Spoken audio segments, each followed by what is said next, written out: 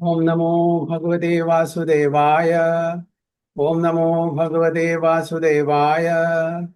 ओम नमो भगवते वासुदेवाय। ओम अज्ञानतिमिरान्धस्य ज्ञानाञ्जनशलाकया चक्षुरुन्मिलितं येन तस्मै श्रीगुरुवे नमः।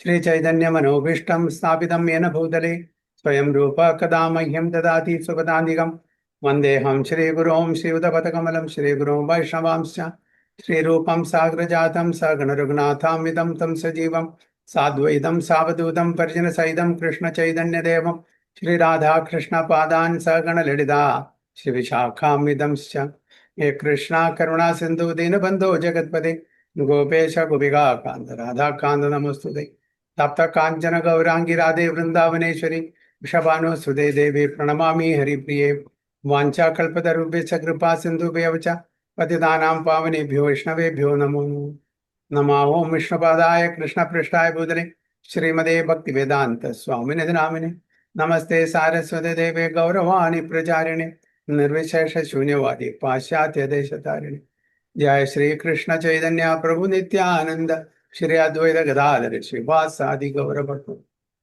हरे कृष्णा कृष्ण कृष्ण हरे हरे हरे राम राम राम हरे हरे। गुरुवे गौरचंद्राय राधिकाय तदालये कृष्णाय कृष्ण भक्ताय तद्भक्ताय नमः। ഹരേ കൃഷ്ണ ഹരിം തത്സത്. അപ്പോൾ അടുത്ത ക്ലാസ്സിലേക്ക് ബൈ ഹാർട്ട് ചെയ്യാനുള്ള ശ്ലോകം നമുക്ക് ആദ്യം എടുക്കാം. ഭഗവത്ഗീത ആസ് ഇറ്റ് ഈസ്, അധ്യായം 2, 69ാമത്തെ ശ്ലോകം. യാ നിശ സർവഭൂതാനാം തസ്യാം ജാഗ്രതി സംയമീ യസ്യാം ജാഗ്രതി ഭൂതാനി സ നിശാ പശ്യതോ മുനേ. യാ നിശ സർവഭൂതാനാം തസ്യാം ജാഗ്രതി സംയമീ യസ്യാം ജാഗ്രതി ഭൂതാനി സ നിശാ പശ്യതോ മുനേ. ശ്യാമള മാതാജി. हरे कृष्ण। ओम नमो भगवते वासुदेवाय। या निशा सर्वभूतानां जागर्ति संयमे यस्यां जागृति भूतानि सा निशा पश्यतु मुने. अरे बोल सुजी माताजी. हरे कृष्ण। या निशा सर्वभूतानां तस्यां जागर्ति संयमी यस्यां जागृति भूतानि सा निशा पश्यतो मुने. हरे कृष्ण। हरे कृष्ण। मंगला माताजी. हरे कृष्ण। ओम नमो भगवते वासुदेवाय। या निशा सर्वभूतानां तस्यां जागृति संयमी यस्यां जागृति भूतानि सा निशा पश्यतो मुनेः. प्रदीप प्रभु. हरे कृष्ण। या निशा सर्वभूतानां तस्यां जागृति संयमी यस्यां जागृति भूतानि सा निशा पश्यतो मुने. വിവർത്തനം വിവർത്തനം. സർവ്വജീവജാലങ്ങൾക്കും രാത്രിയായിരിക്കുമ്പോൾ ആത്മസംയമനം കൈവരിച്ചവൻ ഉണർന്നിരിക്കുന്നു. ഏവരും ഉണർന്നിരിക്കുമ്പോൾ അന്തർമുഖനായ മുനിക്ക് നിശാകാലമാണ്. Hare Krishna. Very good. What is night for all beings is a time of awakening for the self-control. And the time of awakening for all beings is night for the introspective sit. ഇപ്പൊ എന്താണ് രാത്രി? നമുക്ക് സാധാരണക്കാർക്ക് രാത്രി എന്താണ്? രാത്രി എന്ന് പറഞ്ഞാൽ അതിന്റെ എന്താണ് ഒരു സിംബോളിക് റെപ്രസെന്റേഷൻ? രാത്രി എന്തിനോടാണ് ഉപമിച്ചിരിക്കുന്നത്? പകലും രാത്രിയും. പകൽ യെസ്, രാത്രി പറഞ്ഞ ഇഗ്നോറൻസ്, അന്ധകാരം ഇഗ്നോറൻസ് അല്ലേ? വെളിച്ചം നമുക്ക് ജ്ഞാനം. അപ്പൊ വെളിച്ചം നമുക്ക് എല്ലാം ക്ലിയർ ആയിട്ട് കാണാൻ പറ്റും, ഇരുട്ടിലൊന്നും കാണാൻ പറ്റില്ല. അപ്പൊ അതുകൊണ്ട് രാത്രിയെ നമ്മൾ അജ്ഞതയോടും അതേപോലെ അന്ധകാരത്തിനോടും ഉപയോഗിച്ചിരിക്കുന്നത്. അപ്പോൾ ആ സമയത്ത് എല്ലാവരും എന്താണ്? ഇഗ്നോറൻസിലായിരിക്കും. ഇഗ്നോറൻസ് പറഞ്ഞാൽ തമോ ഗുണത്തിലായിരിക്കും. രാത്രി തമോ ഗുണത്തിലാണ്. അങ്ങനെ ആ രാത്രി സാധാരണ ജനങ്ങളുടെ രാത്രി മറ്റുള്ളവർക്ക്, സാധുജനങ്ങൾക്ക്, ആത്മസംയമനം പാലിച്ചിട്ട ആൾക്കാർക്ക് എന്താ, അവർക്ക് ആ സമയമായിരിക്കും അവരുടെ കൂടുതൽ ആധ്യാത്മിക തലത്തിലുള്ളത്. കാരണം അവർ നേരത്തെ കടന്നുറങ്ങും, 2-3 മണിക്കൂർ കടന്നുറങ്ങും. അത് കഴിഞ്ഞാൽ അവർക്ക് രാവിലെ 2 മണി 2:30 മണി 3 മണിക്ക് എഴുന്നേൽക്കും. പിന്നെ അവരുടെ സ്പിരിച്വൽ ആക്ടിവിറ്റീസ് എല്ലാം ചെയ്യും.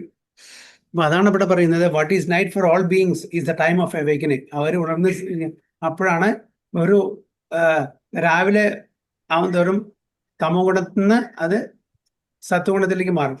സത്വഗുണം ഈവൻ ആസ്ട്രോളജിക്കലി നമ്മൾ നോക്കുകയാണെങ്കിൽ സ്പിരിച്വൽ ആക്ടിവിറ്റീസിന് ഏറ്റവും ഉതകുന്ന സമയമാണ്. നമ്മുടെ ആൾക്കാർ എപ്പോഴാണ് രാത്രി ഒരു 10 മണി വരെ 11 വരെ 12 മണി വരെ ഉറങ്ങും. ഉണർന്നു. എന്നിട്ട് രാവിലെ രാവിലെ 10 മണി വരെ ഉറങ്ങും. അപ്പൊ നല്ല സമയം മുഴുവൻ ഉറങ്ങിക്കളയും. അതാണ് നമ്മൾ സാധാരണ ജനങ്ങൾ ചെയ്യുക. 10 മണി 11 മണി 12 മണി 1 മണി വരെയൊക്കെ അവര് അതായത് സെൻസ് ഗ്രാറ്റിഫിക്കേഷനിൽ മുഴുകിയിരിക്കും. അത് കഴിഞ്ഞാലുള്ള സമയം ശരിക്കും നമ്മൾ ഉണർന്നിരിക്കേണ്ട സമയം, ആത്മീയ കാര്യങ്ങൾക്ക് ചെലവാക്കേണ്ട സമയം എന്ത് ചെയ്യും? അപ്പസുഖമായിട്ട് ഉറങ്ങും രാവിലെ 10 മണി വരെ. സൂര്യനെ കാണുന്ന വ്യക്തികൾ വളരെ കുറവായിരിക്കും. എല്ലാവരും അത് ശനി ഞായറാണെങ്കിൽ പറയും വേണ്ട. 10 മണി 11 മണി 12 മണി വീക്കെൻഡൊക്കെ എന്ന് പറഞ്ഞാൽ എല്ലാവരും എന്താ വളരെ ലേറ്റായിട്ട് കിടക്കും, വളരെ ലേറ്റായിട്ട് നിൽക്കും. അപ്പോൾ ഉച്ചയ്ക്ക് ഊണ് കഴിക്കുന്ന സമയത്തേക്കൊക്കെ നിൽക്കുള്ളൂ. അങ്ങനെയാണ്, അതാണ് ഇവിടെ പറയുന്നത്. അപ്പോൾ രാത്രി സാധാരണ ജനങ്ങൾക്ക് രാത്രിയാണെങ്കിൽ അത് സെൽഫ് കൺട്രോൾ, സാധു ജനങ്ങൾക്ക് അത് ഉണർന്നിരിക്കുന്ന സമയം. അതേപോലെ തിരിച്ചു. ചുരുക്കത്തിൽ പറയുന്നത് നമ്മൾ അന്ധകാരത്തിൽ നിന്ന് വെളിച്ചത്തിലോട്ട് വരാൻ പറയുന്നു. അജ്ഞതയിൽ നിന്ന് ജ്ഞാനത്തിലേക്ക് വരാൻ വേണ്ടിയിട്ടാണ് പറയുന്നത് ഭഗവാൻ. അങ്ങനെ നമ്മൾ ഇഗ്നോറൻസിൽ, തമോ ഗുണത്തിൽ, അജ്ഞതയിൽ ജീവിക്കാൻ പാടില്ല. അപ്പോൾ ഓരോ സമയത്തും ഒരു ദിവസത്തിൽ 24 ദിവസം ഉണ്ടെങ്കിൽ അതിനെ സത്വഗുണം, രജോഗുണം, തമോ ഗുണം ആയിട്ട് ഡിവൈഡ് ചെയ്തിട്ടുണ്ട്. സമയം സത്വഗുണം, രജോഗുണം, തമോ ഗുണത്തിലാണ് നിൽക്കുന്നത്. രാത്രി തമോ ഗുണമാണ്, രാവിലെ ആകുമ്പോൾ അത് സത്വഗുണമാവും. പിന്നെ ഡേ പ്രോഗ്രസ് ചെയ്യുമ്പോൾ രജോ ഗുണത്തിലേക്ക് പോകും. വൈകുന്നേരം ആകുമ്പോഴേക്കും എന്തായി? അത് അവസാനിച്ചു, ദിവസം അവസാനിച്ചു, രാത്രി ആകാൻ പോകുന്നു. അപ്പൊ എന്തായി? അത് തമോ ഗുണത്തിലായി. അപ്പൊ അങ്ങനെ നമ്മൾ ഏത് സമയത്താണ് ഓസ്പീഷ്യസ്, ഇൻഓസ്പീഷ്യസ് ആയിട്ടുള്ള, എസ്പെഷ്യലി ഭൗതികവാദികൾക്ക് അത് ആവശ്യമാണ്. ഡിവോട്ടീസ്, ശുദ്ധ ഭക്തന്മാരെ സംബന്ധിച്ചോളം അവർക്ക് ഓസ്പീഷ്യസ് ഇൻഓസ്പീഷ്യസ് അങ്ങനെയൊന്നുമില്ല, നല്ലത് ചീത്തൊന്നുമില്ല. പക്ഷെ ഭൗതികവാദികളെ, മെറ്റീരിയലിസ്റ്റ് ആൾക്കാർക്ക് നല്ലതും ചീത്തയും ഓസ്പീഷ്യസും ഇൻഓസ്പീഷ്യസും ഒക്കെ ഉണ്ട്. അപ്പൊ അതൊക്കെ അനുസരിച്ചാണ് നമ്മൾ രാഹുകാലം ഗുളികകാലമൊക്കെ നോക്കി ഓരോ കാര്യങ്ങൾ ചെയ്യുന്നത്. കാരണം അങ്ങനെ നമ്മൾ പ്രതീക്ഷിക്കുന്ന ഒരു വിഘ്നമില്ലാണ്ട് ഓരോ കാര്യങ്ങൾ നടക്കാൻ വേണ്ടിയിട്ട് അങ്ങനത്തെ ഓരോ സമയമൊക്കെ, സമയം, സ്ഥലം, സിറ്റുവേഷൻ, ഇതൊക്കെ നമ്മൾ നോക്കിയിട്ടാണ് ചെയ്യുള്ളൂ. പൂർണ്ണമായിട്ടും ഭൗതികവാദികൾക്ക്. പക്ഷേ നമ്മൾ ചെയ്യണമെന്ന് വെച്ചാൽ നമ്മളും ചെയ്യണം. കാരണം നമ്മളും തുടക്കക്കാരാണ്. നമ്മൾ വിചാരിക്കേണ്ടത് ഞാൻ ശുദ്ധഭക്തനാണ്. നോ, നമ്മളും അറ്റ്ലീസ്റ്റ് അതൊക്കെ നോക്കിയാൽ നല്ലത് വരണമെങ്കിൽ നല്ലത് വരട്ടെ. നമ്മൾ ശുദ്ധഭക്തന്മാരുടെ ആ ലെവലിൽ എത്തിയിട്ടില്ലേ? ആ ലെവലിൽ എത്തിയാൽ എന്നാലും ചെയ്യണം. കാരണം എന്തുകൊണ്ടാണ്? മറ്റുള്ളവർക്ക് ഒരു മാതൃകയാവാൻ വേണ്ടിയിട്ട്. ഞാൻ എപ്പോഴും പറയാറുണ്ട്, ഒരു സാധു, ഇപ്പൊ ശ്രീല പ്രഭുപാദർ, ഗുരു മഹാരാജ്, ഈ നമ്മുടെ ഗുരു മഹാരാജൊക്കെ ഈ അവസ്ഥയില് അവര് 24 മണിക്കൂറും അവർ സ്പിരിച്വൽ ആക്ടിവിറ്റിയാണ് ചെയ്യുന്നത്. എങ്കിലും കൂടിയും ഗുരു മഹാരാജ് 16 മാല പ്രഭുപാദയ്ക്ക് കൊടുത്തിട്ടുള്ള ആ ഒരു പ്രോമിസ് ഇപ്പോഴും അത് മുഴുമിക്കുന്നു. അത് മാത്രമല്ല, അതിലും കൂടുതൽ ചെയ്യുന്നു. എന്തെങ്കിലും കാരണവശാൽ മെഡിക്കൽ റീസണിൽ അദ്ദേഹത്തിന് അത് ചെയ്യാൻ പറ്റിയില്ലെങ്കിൽ അതിന്റെ പിറ്റേ ദിവസം അല്ലെങ്കിൽ വരുന്ന ദിവസങ്ങളിൽ അത് ചെയ്തിട്ട് അതിലും മീത് ചെയ്യുന്നു. അപ്പൊ അവരൊരു മാതൃകയാവാൻ വേണ്ടിയിട്ട് നമുക്ക് അത് ശ്രീലപ്രഭുപാദി 24 മണിക്കൂറും കൃഷ്ണ കോൺഷ്യസ് ആണ്. അദ്ദേഹത്തിന് ഒരു സ്ഥലത്ത് ഇരുന്ന് ചെയ്യേണ്ട ആവശ്യമൊന്നുമില്ല. ചെയ്യുന്ന മുഴുവൻ കൃഷ്ണ കോൺഷ്യസ് ആക്ടിവിറ്റീസ് ആണ്. അപ്പൊ എങ്കിലും കൂടിയും അദ്ദേഹം തന്റെ ഗുരു മഹാരാജിന് കൊടുത്തിട്ടുള്ള ആ വാക്ക് പാലിക്കും. 16 മാല എത്ര വെച്ചാൽ അത് ചെയ്തുകൊണ്ടിരിക്കും. എന്നിട്ടേ ബാക്കി കാര്യങ്ങൾ. അപ്പൊ അത് തീർച്ചയായിട്ടും ആ കമ്മിറ്റഡ് റൗണ്ട് ചെയ്യും. അപ്പൊ അതുകൊണ്ട് നമ്മൾ ഒരിക്കലും വിചാരിക്കാൻ പാടില്ല ഞാൻ എല്ലാം തികഞ്ഞവനാണ്, എനിക്കിനി ആരുടെയും ഒരാവശ്യമില്ല, എനിക്ക് അസോസിയേഷൻ്റെ ആവശ്യമില്ല, എനിക്കെല്ലാം മനസ്സിലായി, ഇനി ഞാൻ എൻ്റെ ഇഷ്ടപ്രകാരം നടക്കും. അത് വലിയൊരു അബദ്ധമാണ്. അങ്ങോട്ടും ഇങ്ങോട്ടും സഹായിക്കാനുള്ള ഡിവോട്ടീസ് ഉണ്ടെങ്കിൽ മാത്രമാണ് നമുക്ക് പിടിച്ചേക്കാൻ പറ്റൂ. ഒരു മാസം നമ്മളൊന്ന് മാറ്റി നോക്കും, എന്നിട്ടൊരു മാസം, ഒരാഴ്ച മാറി നമ്മളുടെ മനസ്സിനെ നമ്മൾ പറഞ്ഞു പഠിപ്പിക്കും. എന്താ നമ്മളുടെ ഇനീഷ്യേറ്റ് ഡിവോട്ടീസ് ഞാൻ കേട്ടതാണ്. ഞാൻ അങ്ങനെ പ്രഭു ഞാൻ അങ്ങനെ ചാൻഡിങ് നമ്പറൊന്നും വെക്കാറില്ല. ഞാൻ 24 മണിക്കൂറും ചാൻഡ് ചെയ്യാണ്. അങ്ങനെ പറഞ്ഞു കേട്ടിട്ടുണ്ടോ എല്ലാവരും? ഞാൻ 24 മണിക്കൂറും ഭഗവാനെ സ്മരിക്കുന്നുണ്ട്. അപ്പൊ അങ്ങനെ ഞാൻ തന്നെ നമ്പർ വെക്കണം. ഇനീഷ്യേറ്റഡ് ഡിവോട്ടീസിന്റെ കാര്യം പറയുന്നത്, മറ്റുള്ളവർ പോട്ടെ. അതായത് ഗുരുവിനെ വാക്ക് കൊടുത്തിട്ടാണ് 16 മാല തീർച്ചയായിട്ടും മുഴുവനും അത് എക്സ്ക്ലൂസീവായിട്ട് ചെയ്യും. അപ്പൊ അങ്ങനെ ആ സത്സംഗം മാറി എന്നാൽ മറ്റുള്ളവരുടെ ഇൻഫ്ലുവൻസിൽ വന്നിട്ട് അവർ ഇങ്ങനത്തെ ഫിലോസഫി പോകും. 24 മണിക്കൂറും ചാൻഡ് ചെയ്യാൻ നമ്മളോട് പറയും, പക്ഷേ 24 മണിക്കൂറും അവർ ചാൻഡ് ചെയ്യില്ല. അവരുടേതായിട്ടുള്ള ആ ഒരു മനോരഞ്ജനിലായിരിക്കും. അവരുടെ ജോലി സംബന്ധമായിട്ടുള്ള, അവരുടെ കുടുംബ സംബന്ധമായിട്ടുള്ള, അവരുടെ വേറെ വല്ലതും സംബന്ധമായിട്ടുള്ള കാര്യങ്ങളാണ്. ഭഗവാന്റെ നാമം ജപിക്കില്ല, പക്ഷെ പറയാൻ വേണ്ടി പറയും.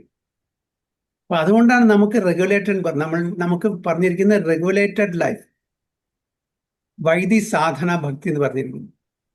അപ്പോൾ ആ വൈദി സാധന ഭക്തിയിൽ കൂടെ നമുക്ക് ഉയരാൻ പറ്റൂ. ആ വൈദി സാധന ഭക്തി വേണമെന്നുണ്ടെങ്കിൽ നമ്മളെ കൺട്രോൾ ചെയ്യാനും, നമ്മളെ ഇൻസ്പയർ ചെയ്യാനും, നമ്മളെ ഗൈഡ് ചെയ്യാനും ഒരാൾ വേണം.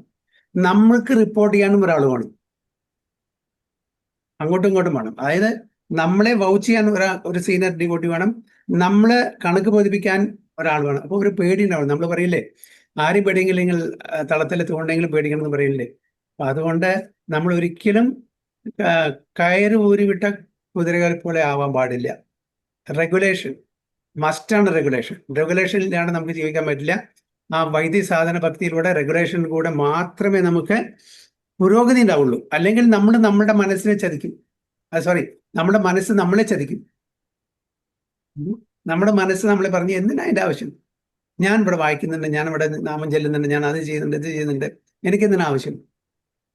കുറച്ച് കഴിയുമ്പോൾ അറിയാം നമ്മൾ എവിടെ എത്തുന്നുള്ളത്. കാരണം നമ്മുടെ മനസ്സെന്ന് പറഞ്ഞ അത്രയും ശൈത്താനാണ്.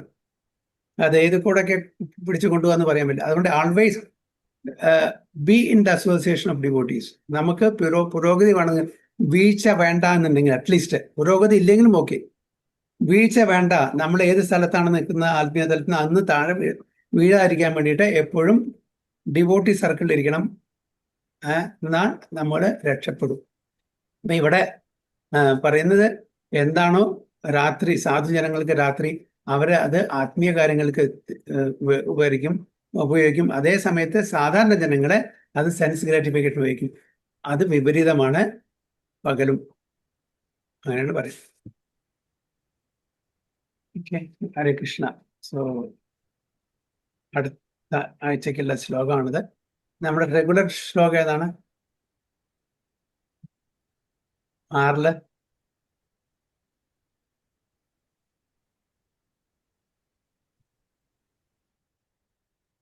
हरे कृष्णा प्रभु, प्रणाम प्रभु. हरे कृष्ण. ഹരേ കൃഷ്ണ. 6 15 6 15 അല്ലേ? ഓക്കെ, അപ്പൊ അത് തുടങ്ങാം. ഭഗവത്ഗീത ആസ് ഇറ്റ് ഈസ്, അധ്യായം 6, ധ്യാനയോഗം, 15-ാമത്തെ ശ്ലോകം. യുഞ്ജനേവം സദാത്മാനം യോഗി നിയതമാനസാം ശാന്തിം നിർവാണ പരമം മത്സംസ്ഥാം അധിഗച്ഛതി. യുഞ്ജനേവം സദാത്മാനം യോഗി നിയതമാനസാം ശാന്തിം നിർവാണ പരമാം മത്സംസ്ഥാം അധിഗച്ഛതി. കൃഷ്ണ സ്മിത മാതാജി. हरे कृष्ण प्रभु. ഹരേ കൃഷ്ണ. ओम नमो भगवते वासुदेवाय. युञ्जनेवं सदात्मानं योगी नियतमानसः शान्ति निर्वाण परमा मत्संस्थामधिगच्छति. हरे कृष्ण. മംഗള മാതാജി. हरे कृष्ण. ओम नमो भगवते वासुदेवाय. युञ्जन्नेवं सदात्मानं योगी नियतमानसः शान्तिं निर्वाण परमां संस्थाम् अधिगच्छति. हरे कृष्ण. രുചി മാതാജി. ഹരേ കൃഷ്ണ. നമോ ഭഗവതേ വാസുദേവായ. യുജ്ജന്നേവം സദാത്മാനം യോഗി നിയതമാനസ ശാന്തിം നിർവാണ പരമാം മത്സംസ്ഥാമധിഗച്ഛതി. ഹരേ കൃഷ്ണ. പ്രദീപ് പ്രഭു.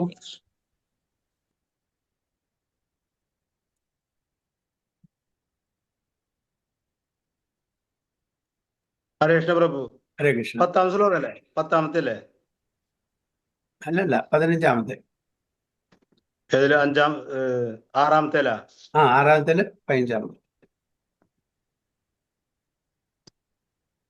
ഹരേ കൃഷ്ണ.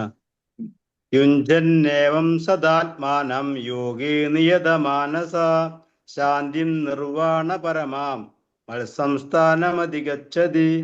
ഓക്കെ, ശ്യാമള മാതാജി. മത്സംസ്ഥാനമധിഗച്ഛതി. ഹരേ കൃഷ്ണ. ഹരേ കൃഷ്ണ.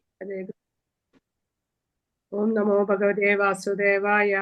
യുഞ്ജന്നേവം സദാത്മാനം യോഗേ നിയതമാനസഃ ശാന്തിം നിർവാണ പരമാം സംസ്ഥാമധിഗച്ഛതി. വിവർത്തനം ഭാവാർത്ഥം ദിവ്യപൂജ ശ്രീ ഭക്തിവേദാന്ത സ്വാമി ശ്രീലപ്രഭുപാദർക്ക് ജയ്.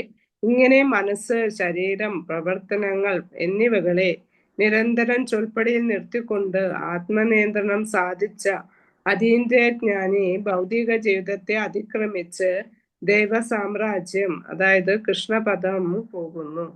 ഹരേ കൃഷ്ണ. ഹരിബോൾ. അപ്പൊ നമ്മള് ചർച്ച ചെയ്യുന്നത് ധ്യാനയോഗമാണ്, 6ാമത്തെ അധ്യായം. ഓക്കെ, അപ്പൊ എന്താണ് ഇവിടെ പറയുന്നത്? ഭഗവാൻ അർജുനോട് പറയുന്നു, thus practising constant control of the body. നിരന്തരമായിട്ട് നമ്മളുടെ മനസ്സിനെ, ശരീരത്തിനെ, കർമ്മത്തിനെ നമ്മൾ നിയന്ത്രിക്കണം. വളരെ മസ്റ്റാണ്. നോക്കൂ, വളരെ സൂക്ഷ്മതയോടെ ഇത് പഠിക്കേണ്ട കാര്യമാണ്. കോൺസ്റ്റന്റ്. ഒരു നിമിഷം മാറിക്കഴിഞ്ഞാൽ മതി, നമ്മുടെ മനസ്സ് ചഞ്ചലിക്കും, അവിടേക്കും പിടിക്കും. അതുകൊണ്ടാണ് എപ്പോഴും നമ്മുടെ ശരീരം, മനസ്സ്, കർമ്മം, ഇത് മൂന്നിനെയും നമ്മൾ നിരന്തരം പ്രാക്ടീസ് ചെയ്യണം. എന്തിന്? റെഗുലേറ്റ് ചെയ്തിട്ട് ഭഗവാന്റെ സേവനത്തിൽ. The mystic trance. ഇവിടെ ആരെയാണ്? അഷ്ടാംഗ യോഗം ചെയ്യുന്ന ഒരു മിസ്റ്റിക് യോഗിയെ പറ്റിയ പറയുന്നത്. മനസ്സിനെ റെഗുലേറ്റ് ചെയ്യണം. മനസ്സ് അത് വാണ്ടർ ചെയ്തുകൊണ്ടേയിരിക്കും, പല സ്ഥലത്തേക്കും പോയിക്കൊണ്ടിരിക്കും, പാഞ്ഞുകൊണ്ടിരിക്കും. ഞാൻ പറയുന്നില്ലേ, അൺബ്രിഡിൽഡ് ഹോഴ്സ്, കടിഞ്ഞാണില്ലാത്ത കുതിരകളെ പോലെയാണ്. അത് പല സ്ഥലത്തേക്കും പായും. അപ്പൊ അതിനെ നിയന്ത്രിക്കണമെന്നുണ്ടെങ്കിൽ നമ്മൾ പല തവണയും ക്ലാസ്സിൽ ചർച്ച ചെയ്ത പോലെ മനസ്സിനെ എങ്ങനെയാണ് നമുക്ക് റെഗുലേറ്റ് ചെയ്യാൻ പറ്റുക? എങ്ങനെ മനസ്സിൽ റെഗുലേറ്റ് ചെയ്യാം? ഭക്തിയുത സേവനങ്ങളിൽ. അതൊരു ബ്രോഡ് സ്റ്റേറ്റ്മെന്റ് ആണ്. മന്ത്രം. യെസ്, മനസ്സിനെ നമ്മൾ മന്ത്രം കൊണ്ടാണ് ചെയ്യുന്നത്. മന ഇതി ത്രായതേ മന്ത്ര. മനസ്സിനെ ത്രായണം ചെയ്യുന്നതാണ് മന്ത്ര. അതായത് മനസ്സിന്റെ ആ ഒരു സാധാരണ ഒരു തലത്തിൽ നിന്നും ഉയർന്ന തലത്തിലേക്ക് ഉയർത്തുന്നതാണ് മന്ത്രം. മന്ത്രമാണ് നമ്മുടെ മനസ്സിനെ, ഇന്റലിജൻസിനെ എങ്ങനെ നമുക്ക് പ്യൂരിഫൈ ചെയ്യാം, എങ്ങനെ കൺട്രോൾ ചെയ്യാം, റെഗുലേറ്റ് ചെയ്യാം? ശാസ്ത്ര പഠനത്തിലൂടെ, സ്വാധ്യായത്തിലൂടെ. വെരിബോൾ. പിന്നെ നമ്മുടെ സെൻസസിനെ എങ്ങനെയാണ് കൺട്രോൾ ചെയ്യുക?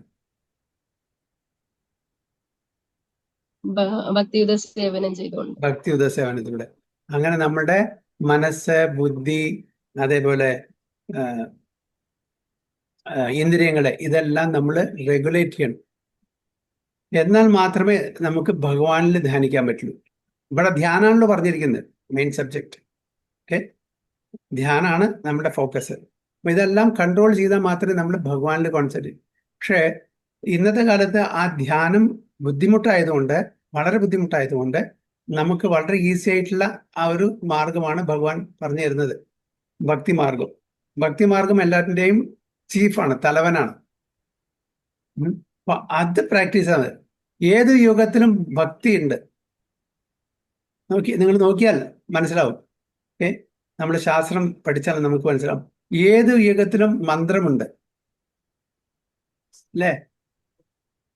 ഏത് യുഗത്തിലും മന്ത്രമുണ്ട്, ഏത് യുഗത്തിലും ഭക്തിയുണ്ട്. പക്ഷെ എല്ലാ യുഗത്തിലും ധ്യാനമില്ല, എല്ലാ യുഗത്തിലും ഹോമയജ്ഞാദികളില്ല, എല്ലാ യുഗത്തിലും എലാബറേറ്റ് ടെമ്പിൾ വർഷിപ്പില്ല.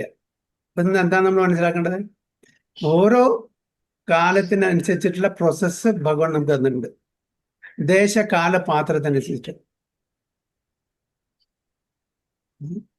അപ്പോ ഭക്തി മന്ത്രം എല്ലാം സത്യയുഗത്തിലും ത്രേതായുഗത്തിലും ദ്വാപരയുഗത്തിലും കലിയുഗത്തിലും എല്ലാ യുഗത്തിലും ഇത് പറഞ്ഞിട്ടുണ്ട്, ഭക്തിയും മന്ത്രങ്ങളൊക്കെ.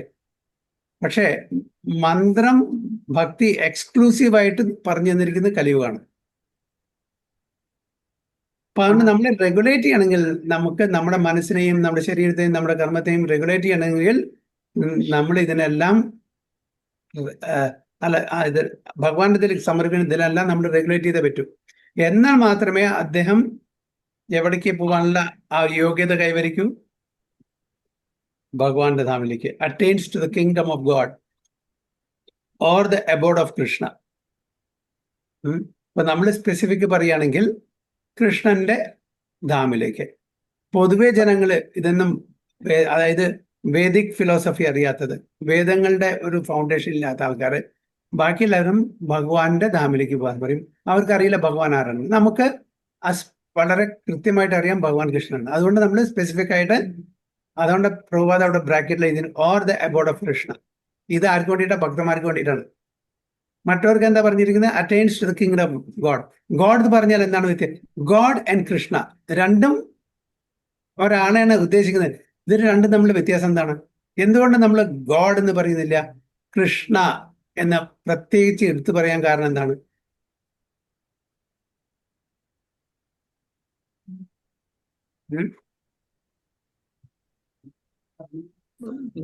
ഭഗവാന് തുല്യനായിട്ടോ ഭഗവാനേക്കാൾ ഉയർന്നവനായിട്ടോ? അതറിയാം, ഭഗവാന് തുല്യമായിട്ട് ഭഗവാൻ ഉയർന്ന ആയിട്ടില്ല. അതിപ്പോ നമ്മൾ വിശ്വസിക്കുന്നു. അത് നമ്മള് വൈഷ്ണവന്മാര് അല്ലെങ്കിൽ സനാതന ധർമ്മം ഫോളോ ചെയ്യുന്ന ആൾക്കാർക്ക് ഓക്കെ, അത് പറഞ്ഞ മനസ്സിലാവും. അപ്പൊ പുറമേ ഉള്ള ഒരാള് ഒരുപാട് പേര് മറ്റുള്ള ദേവീദേവന്മാര് ഭഗവാനായിട്ട് കരുതുന്നില്ല. ശിവനെ ഓക്കെ, അതും കുഴപ്പമൊന്നുമില്ല. ശിവനെ പ്രാർത്ഥിച്ചിട്ട് കുഴപ്പമില്ല. ശിവൻ മഹാവൈഷ്ണവനാണ്. ശിവന്റെ ഭക്തി ശരിക്കും ചെയ്യുകയാണെങ്കിൽ, ആ നിയമപ്രകാരം ശിവൻ ആഗ്രഹിക്കുന്ന പോലെ ചെയ്യുകയാണെങ്കിൽ ശിവൻ നമ്മളെ ഭഗവാൻ കൃഷ്ണന്റെ എത്തിക്കും. അല്ല, ശിവനാണ് ടോപ്പ് മോസ്റ്റ് എന്നുള്ള തെറ്റിദ്ധാരണ ചെയ്യുകയാണെങ്കിൽ അത് ശിവന് ഇഷ്ടപ്പെടില്ല, പ്രീതിപ്പെടില്ല. അപ്പൊ ഞാൻ ചോദിച്ചത് അതല്ല, എന്തുകൊണ്ടാണ് ഗോഡ് GOD പിന്നെ കൃഷ്ണ? നമ്മൾ കൃഷ്ണ സ്പെസിഫൈ ചെയ്യുന്ന ചില ആൾക്കാർ ഗോഡ്, അത് രണ്ടും ഈശ്വരനാണ്. കൃഷ്ണ പറഞ്ഞാലും ഈശ്വരനാണ്, ഗോഡ് പറഞ്ഞാലും ഈശ്വരൻ. രണ്ടും തമ്മിലുള്ള വ്യത്യാസം എന്താണ്? എന്തുകൊണ്ടാണ് സ്പെസിഫിക്കലി നമ്മൾ കൃഷ്ണ? പ്രഭുപാദ ഇസ്കോൺ സ്ഥാപിച്ചപ്പോൾ പല ആൾക്കാരും, പല ഡിവോട്ടീസും ഫോളോവേഴ്സും പ്രഭുപാദ പറയുന്നു international society for God consciousness വയ്ക്കാൻ പറഞ്ഞു. അപ്പോൾ പറഞ്ഞു നോ, ഇന്റർനാഷണൽ എന്താ പറയുക, society for Krishna consciousness, international society for God consciousness വയ്ക്കാൻ പറയുമ്പോൾ അല്ല, international society for Krishna consciousness. വളരെ സ്പെസിഫിക് ആയിട്ട് അത് പേരിടാം. എന്തുകൊണ്ട് പ്രഭുപാദ അവിടെ ഒരു കോംപ്രമൈസ് ചെയ്യില്ല? ഞാൻ പാശ്ചാത്യ ദേശത്തിലാണ്, അവർക്ക് കൃഷ്ണ എന്ന് പറഞ്ഞാൽ എന്താ ആരാന്ന് അറിയില്ല, ഗോഡ് എന്ന് പറഞ്ഞാൽ എല്ലാവർക്കും അറിയാം. അപ്പൊ അതല്ല കുറച്ചും കൂടി ആപ്റ്റ് ആയിട്ടുള്ളത്. എന്തുകൊണ്ട് പ്രഭുപാദ അത് സമ്മതിച്ചില്ല? വൈ ഈ സെലക്ടഡ് ഓൺലി കൃഷ്ണ? പാശ്ചാത്യ ദേശത്തിലുള്ള ആൾക്കാർക്ക് കൃഷ്ണൻ ആരാന്ന് കൂടി അറിയില്ല, ഗോഡ് എന്ന് പറഞ്ഞാൽ എല്ലാവർക്കും അറിയാം. അപ്പൊ കുറച്ചും കൂടി അപ്പീലിംഗ് അതല്ലായിരിക്കുക. അപ്പൊ എന്തുകൊണ്ട് ചെയ്തില്ല?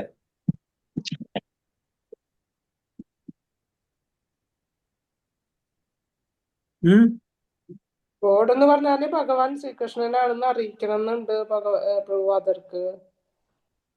ഗോഡ് എന്ന് പറഞ്ഞാൽ ഭഗവാൻ ശ്രീകൃഷ്ണൻ അറിയിക്കണമെന്നുണ്ട്. അതൊക്കെ അതൊരു ഉത്തരം. പക്ഷേ എക്സാക്ട് റീസൺ അതല്ല. എക്സാക്ട് റീസൺ ഗോഡ് പറഞ്ഞാൽ ഇംപേഴ്സണലാണ്, കൃഷ്ണ പറഞ്ഞ പേഴ്സണലാണ്. ഓക്കെ, ഗോഡ് എന്നുള്ളത് അതൊരു നൗൺ പോലെ യൂസ് ചെയ്യുന്ന. ഇപ്പൊ ഞാൻ പറഞ്ഞുതരാം, എന്നെ ഇപ്പോ സിദ്ധ ഗൗരാംഗ് ദാസ് വിളിക്കുന്നതും അതിന് പകരം ഹി അല്ലെങ്കിൽ ഷീ, ദേ, ഇറ്റ്, ഏതാണ് നല്ലത്? പേരിലാണോ? അത് പേര് അത് പേഴ്സണലാണ്, മറ്റ് ഇംപേഴ്സണലാണ്. അപ്പോൾ നമ്മുടെ സനാതന ധർമ്മപ്രകാരം ഗോഡ് ഈസ് എ പേഴ്സണാലിറ്റി. മറ്റത് ഗോഡ് ശക്തിയായിട്ട് കാണാം, പ്രകൃതിയായിട്ട് കാണാം, അല്ലേ? പല ഡെമിഗോഡ്സ് ആയിട്ട് കാണാം, എല്ലാം കാണാം. അപ്പൊ അതിലൊരു വ്യക്തതയില്ല. പ്രഭുപാദ വളരെ വ്യക്തമായിട്ട് മനുഷ്യരെ പറഞ്ഞു പഠി, അതായത് God means is a person and his name is Krishna and he has A transcendental form. ഇതെല്ലാം ഉൾക്കൊണ്ടിട്ട് എല്ലാവരും പഠിപ്പിക്കാൻ വേണ്ടിയിട്ടാണ് അവിടെ പോയത്. അല്ലാണ്ട് അവരുടെ ഇഷ്ടപ്രകാരം അവരുടെ ഇതിന് അനുസരിച്ച് പേര് ഇടാനല്ല പോയത്. അവിടെ അവരെ തൃപ്തിപ്പെടുത്താനല്ല പോയത്. ശരിക്കുള്ള സത്യാവസ്ഥ തുറന്നു പറഞ്ഞ് അവരെ കൺവിൻസ് ചെയ്യാനാണ് പോയത്. അതുകൊണ്ട് അവിടെ കോംപ്രമൈസ് ചെയ്തില്ല. ഗോഡ് അല്ല, Krishna is a person that is the apt and ultimate name for the supreme lord. Krishna, the meaning is ആകർഷണതി ഇതി കൃഷ്ണ, ഓൾ അട്രാക്റ്റീവ്. അതുകൊണ്ടാണ് he did not put God എന്നുള്ള ഒരു അവ്യക്തമായിട്ടുള്ള ഇംപേഴ്സണൽ ആയിട്ടുള്ള ആ പേര് കൊടുക്കാതിരുന്നു. സോ ഈസ് എ പേഴ്സൺ, ആദ്യമായിട്ട് is a person, it's not shakti. അപ്പോൾ ഗോഡ് എന്ന് പറഞ്ഞാൽ ഇറ്റ് ഈസ് ഒരു ഇംപേഴ്സണലാണ്. അതൊരു എക്സാക്ട് മീനിങ് കൊടുക്കുന്നില്ല. ഈശ്വരൻ ശക്തിയാവാം. പല ആൾക്കാരും പല സിദ്ധാന്തമുണ്ട്. ശക്തിയാവാം, പ്രകൃതി ആവാം, ഡെമിഗോഡ്സ് ആവാം, അല്ലെ? അങ്ങനെ പല തരത്തിലുള്ള സിദ്ധാന്തം ഫോളോ ചെയ്യുന്ന ആൾക്കാരുണ്ട്. അപ്പോൾ ഇവിടെ ഒരു ക്ലാരിറ്റി കിട്ടണമെങ്കിൽ God is a person and his name is Krishna and is the top most. Mataji പറഞ്ഞ പോലെ ഹീസ് അസമ ഊർധ്വ, സമമല്ല, അദ്ദേഹത്തിന് സമമായിട്ട് ആരുമില്ല, ഊർധ്വമായിട്ടും ആരുമില്ല. അപ്പൊ അതാണ് കൃഷ്ണ എന്നുള്ള പേരിന്റെ പ്രൊസീഡ്. അത് മാത്രമല്ല, ഹീസ് ഹാവിങ് ഷഡ് ഐശ്വര്യ, 6 ഐശ്വര്യങ്ങളും പൂർണ്ണമായിട്ടുള്ള ഒരു വ്യക്തി ഉണ്ടെങ്കിൽ അത് കൃഷ്ണൻ മാത്രമേ ഉള്ളൂ. അപ്പൊ ഇതെല്ലാം അതിൽ ഉൾക്കൊള്ളുന്നുണ്ട്. കൃഷ്ണ എന്നുള്ള പേരിൽ ഒരുപാട് കാര്യങ്ങൾ പ്രഭുപാദ അടക്കിയിട്ടുണ്ട്. അപ്പൊ അതുകൊണ്ട് അവർക്ക് എല്ലാവർക്കും അതുകൊണ്ട് മെച്ചമുണ്ടായിട്ടുള്ളൂ. അല്ല, ഫോളോവേഴ്സ് പറഞ്ഞ പോലെ ഗോഡ് കോൺഷ്യസ് ആണെങ്കിൽ കൃഷ്ണാവബോധത്തിലേക്ക് ആരെയും കൊണ്ടുവരാൻ പറ്റില്ല.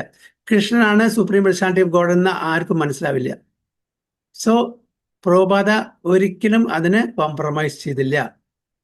അതുകൊണ്ട് എല്ലാവർക്കും കൃഷ്ണൻ ആരാണ്, കൃഷ്ണന്റെ പദവി എന്താണ്, കൃഷ്ണന്റെ ധാം എന്താണ്, കൃഷ്ണന്റെ ക്യാരക്ടറിസ്റ്റിക്സ് എന്താണ്, ഇതെല്ലാം മനസ്സിലായി. ഇല്ലെങ്കിൽ ആർക്കും മനസ്സിലാവുമായിരുന്നില്ല. So the ultimate goal in practicing yoga is now clearly explained. അപ്പൊ എന്തിനാണ് നമ്മൾ യോഗ പ്രാക്ടീസ് ചെയ്യുന്നത്, അതിന്റെ ലക്ഷ്യം, പരമലക്ഷ്യം എന്താണെന്ന് ഇതിൽ വളരെ ക്ലിയർ ആയിട്ട് പറഞ്ഞു തന്നിട്ടുണ്ട്. എന്താണ് ഇവിടെ? ഇതിനാണ് to attain kingdom of God. ഭൗതിക തലത്തിൽ നിന്ന്, ഭൗതിക സാഗരത്തിൽ നിന്ന് ആധ്യാത്മിക തലത്തിലേക്ക് ഉയരാനുള്ള ഒരു പ്രക്രിയയാണ് ഇത്. ഏത്? ഈ ധ്യാനമാർഗം. Yoga practice is not meant for attaining any kind of material facility. It is to enable the cessation of all material existence. സാധാരണ ആൾക്കാർ ചിന്തിക്കുന്ന പോലെ ഈ യോഗ നമ്മളുടെ ഭൗതിക തലത്തിലുള്ള ആഗ്രഹങ്ങൾ സബലീകരിക്കാനല്ല, മറിച്ച് നമ്മളുടെ ഭൗതിക തലത്തിലുള്ള എല്ലാ അനാവശ്യമായിട്ടുള്ള ആഗ്രഹങ്ങളെയും നിർത്താൻ വേണ്ടിയിട്ടാണ്. എല്ലാ ഭൗതിക ആഗ്രഹങ്ങളെയും നിർത്താൻ വേണ്ടിയിട്ടാണ്. One who seeks an improvement in health or aspires after material perfection is no yogi according to Bhagavad Gita. Bhagavad Gita ആധാര പ്രകാരം നമ്മൾ വായിച്ച് മനസ്സിലാക്കുകയാണെങ്കിൽ ഒരു യോഗ പ്രാക്ടീസ് ചെയ്യുന്നത് നമ്മളുടെ ഒരു നല്ലൊരു ആരോഗ്യത്തിനോ അല്ലെങ്കിൽ വേറെ എന്തെങ്കിലും ഭൗതിക തലത്തിൽ ആഗ്രഹങ്ങൾ സബലീകരിക്കാനോ അല്ല. അതൊരു ബൈ പ്രോഡക്റ്റ് ആയിട്ട് നടക്കുമായിരിക്കാം, അത് വേറെ കാര്യം. നമ്മളുടെ ഉദ്ദേശം അതല്ല. ഉദ്ദേശം എന്താണ്? ഉദ്ധരേത് ആത്മനാത്മാനം, നമ്മളെ ഉദ്ധരിക്കുക. എവിടുന്ന്? ഈ ഭൗതിക ലോകത്തു നിന്ന് ആധ്യാത്മിക ലോകത്തിലേക്ക് ഉദ്ധരിക്കപ്പെടാൻ വേണ്ടിയിട്ടാണ് നമ്മളിതെല്ലാം ചെയ്യുന്നത്. Not a cessation of material existence entail once entering into the void. Yes, അത് പ്രത്യേകിച്ചിട്ട് പ്രഭുപാദ ഇവിടെ എടുത്തു പറയുന്നുണ്ട്. അതായത് നമ്മള് ഈ ഭൗതിക തലത്തിലെ ഇത് കഴിഞ്ഞു പോയാൽ നമ്മൾ ഒരു ശൂന്യതയിലേക്ക് പോകും എന്നുള്ള ഒരു തെറ്റിദ്ധാരണ, തെറ്റായിട്ടുള്ള ഫിലോസഫി പാശ്ചാത്യ ദേശത്തിലുണ്ട്. ഓക്കെ, ബുദ്ധിസത്തിലുണ്ട്. അതേപോലെ തന്നെ നിർവിശേഷ എന്നാണ് നിർവിശേഷം എന്ന് പറഞ്ഞാൽ മായവാദ ഫിലോസഫി. ഭഗവാൻ പേഴ്സൺ അല്ല, ഭഗവാൻ ഒരു ശക്തിയാണ്, വ്യക്തിയല്ല. അങ്ങനെയുള്ള ഒരുപാട് തെറ്റിദ്ധരിക്കപ്പെട്ട സിദ്ധാന്തങ്ങൾ ഇന്ത്യയിലും മറ്റു രാജ്യങ്ങളും. അപ്പൊ അതിനെ ഖണ്ഡിക്കണം. നമ്മൾ ഒരിക്കലും ശൂന്യതയിലേക്ക് പോകുന്നില്ല. നമ്മള് എന്തിനാണ് അതിനും വളരെ നല്ലൊരു ഉദാഹരണം നമ്മുടെ ഭഗവത്ഗീതയിൽ പറഞ്ഞിട്ടുണ്ട്, അല്ലേ? നമ്മൾ വ്യക്തിയാണ്, നമ്മൾ ജനിച്ചിട്ടില്ല, നമ്മൾ മരിക്കുന്നില്ല, നമ്മൾ എറ്റേണലി എപ്പോഴും ആ ഒരു സ്റ്റാറ്റസ് കീപ്പപ്പ് ചെയ്യും. ഏതാണ് ശ്ലോകം? ന ജായതേ മ്രിയതേ, അതാണ്. ആ എന്താ അത്? അതല്ല അല്ല ജായത് അതല്ല. ജാതസി ധ്രുവോ മൃത്യോ ധ്രുവ ജന്മാമൃതസ്യ അല്ല അല്ല അല്ല അല്ല നൈവം സോളിനെ പറ്റിയല്ല ഇവിടെ പറഞ്ഞത്. അതായത് ആത്മാവിന്റെ കാര്യമല്ല ഞാൻ പറഞ്ഞത്. നമ്മൾ എറ്റേണൽ ആണ് എന്ന് തെളിയിക്കുന്ന വളരെ പ്രധാനപ്പെട്ട ഒരു ശ്ലോകം ഭഗവത്ഗീത നിങ്ങൾക്ക് എല്ലാം അറിയുന്നതാണ്. അത് ആത്മാവിനെ പറ്റിയാ. അത് ആത്മാവിനെ പറ്റിയാ. മമൈവാംശോ ജീവ. അല്ല അല്ല അല്ല എല്ലാ ശ്ലോകം പറഞ്ഞ കാര്യമില്ല. അറിയുന്ന എല്ലാ ശ്ലോകങ്ങൾ വരട്ടെ. നത്വേവാഹം ജാതുനാശം നത്വം നേമേ ജനാധിപ.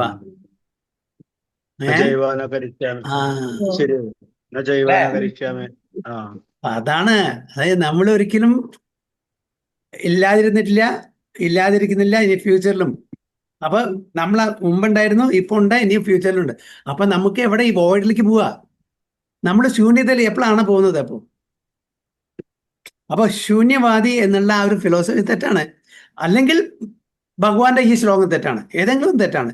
ഭഗവാൻ തന്റെ തിരുമുഖത്ത് നിന്ന് പറഞ്ഞ് ഒരിക്കലും തെറ്റാവാൻ പോണില്ല.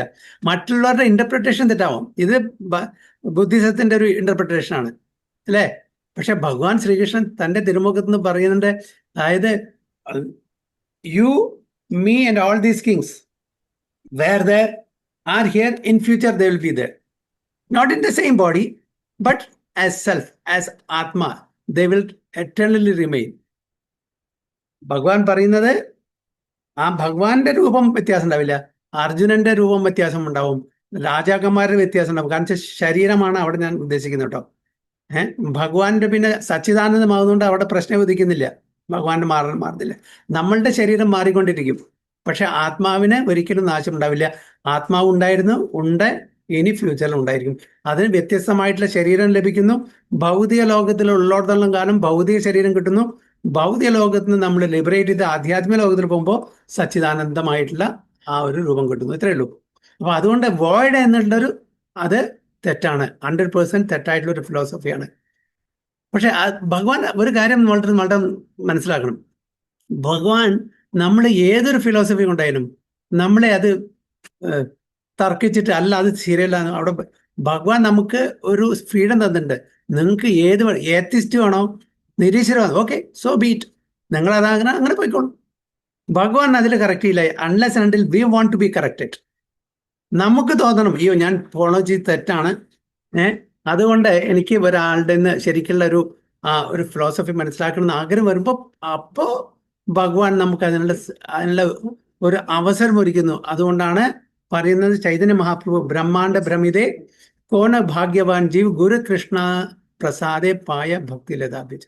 അപ്പോൾ ഈ ബ്രഹ്മാണ്ഡത്തിൽ അങ്ങനെ ഭ്രമിച്ച് 84 ലക്ഷം യോനികൾ കൂടെ സഞ്ചരിച്ച് ഒരു പ്രാവശ്യമല്ല, മൾട്ടിപ്പിൾ ടൈംസ്, അങ്ങനെ ഒരു സമയത്ത് നമുക്കൊരാഗ്രഹം ജനിക്കും, ഭഗവാനെ പറ്റി അറിയണം. അങ്ങനെ ഒരു ആഗ്രഹം ഉള്ളെടുക്കുമ്പോൾ മാത്രം നമുക്ക് ഭഗവാന്റെയും ഗുരുവിന്റെയും കൃപാ കടാക്ഷം തരുള്ളൂ.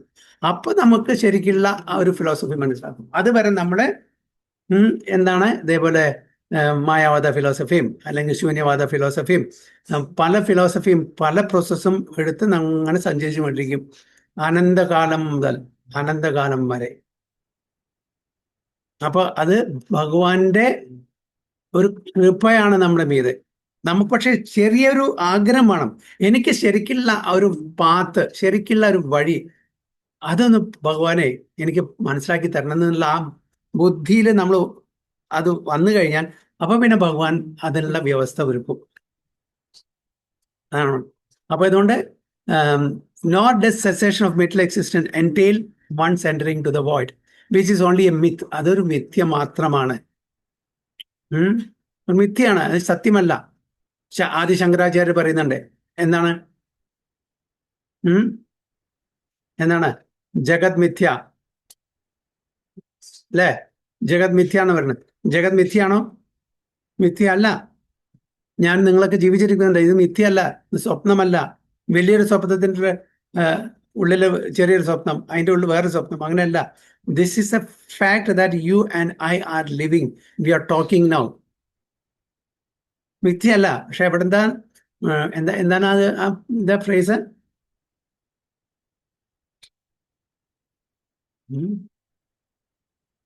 ജഗത് മിഥ്യ, അതാ മറ്റെന്താ പറയണ?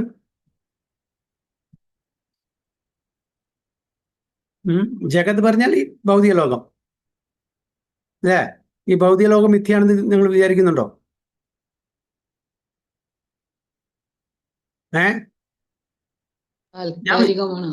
ഞാൻ വിചാരിക്കാൻ അങ്ങനെ വല്ലവരും വിചാരിക്കുന്നുണ്ടെങ്കിൽ ഒരു കാര്യം ചെയ്യും, നിങ്ങളുടെ കയ്യിലുള്ള പൈസ ഒക്കെ മിഥ്യയാണ്, അതൊക്കെ എനിക്ക് തരൂ. നിങ്ങളുടെ വീടും നിങ്ങളുടെ പ്രോപ്പർട്ടിയും നിങ്ങളുടെ പൈസ മുഴുവനും മിഥ്യയല്ലേ? അതെല്ലാം എനിക്ക് തരാൻ പറ്റുമോ മിഥ്യയാണെങ്കിൽ? അപ്പോൾ മാതാജി പറഞ്ഞ പോലെ അത് ടെമ്പററി, റിയൽ ആണ്, പക്ഷെ ടെമ്പററി ആണ്, അനിത്യമാണ്, പക്ഷെ അർത്ഥവത്താണ്. എന്തുകൊണ്ടാണ് അർത്ഥവത്തം എന്ന് പറയുന്നത്, മീനിങ് ഫുൾ എന്ന് പറയുന്നത്? കാരണം ഈ ടെമ്പററി ആയിട്ടുള്ള ജീവിതം കൊണ്ട് നമുക്ക് എട്ടനായിട്ടുള്ള ജീവിതത്തെ പ്രാപിക്കാൻ പറ്റും. ഈ ടെമ്പററി ആയിട്ടുള്ള ഒരു ജീവിതം കൊണ്ട് നമുക്ക് എറ്റേണൽ ആയിട്ടുള്ള ആ ജീവിതം പ്രാപിക്കാൻ പറ്റും. അതുകൊണ്ട് അത് അർത്ഥവത്താണ്. അനിത്യമാണെങ്കിലും കൂടിയിട്ട് അത് വളരെ മീനിങ് ഫുൾ ആണ് ഈ മനുഷ്യ ജീവിതം. എസ്പെഷ്യലി ഭഗവാൻ കൃഷ്ണ ഉദ്ധവനോട് പറഞ്ഞു കൊടുക്കുന്ന പോലെ, ലബ്ധ്വാ സുദുർലഭം ഇതം ബഹു സംഭവാന്തേ, മാനുഷ്യം അർത്ഥതം അനിത്യം അപീഹതീരാ എന്ന് പറയുന്നത്. മാനുഷ്യം അർത്ഥതം അനിത്യം. ഈ മനുഷ്യജന്മം മീനിങ് ഫുൾ ആണ്, അർത്ഥതം. പക്ഷെ എന്താണ് ഒരു കുഴപ്പം, അനിത്യമാണ്. അപ്പോൾ ഈ വളരെ ടെമ്പററി ആയിട്ടുള്ള ഈ ജീവിതം നമ്മൾ ആ സമയത്തിൻ്റെ ഉള്ളിൽ ശരിക്കും യൂസ് ചെയ്തിട്ടില്ലെങ്കിൽ നമ്മൾ പോയി. പിന്നെ നമുക്ക് ഒന്നും ചെയ്യാൻ പറ്റില്ല. കാരണം വെച്ചാൽ നമുക്ക് ഒരു ടൈം പീരിയഡ്, ടൈം ഡ്യൂറേഷൻ എന്നുണ്ട്, അതിൽ നമ്മൾ ചെയ്തു തീർത്തിട്ടില്ലെങ്കിൽ നമുക്കത് പിന്നെ ഉപയോഗമില്ല.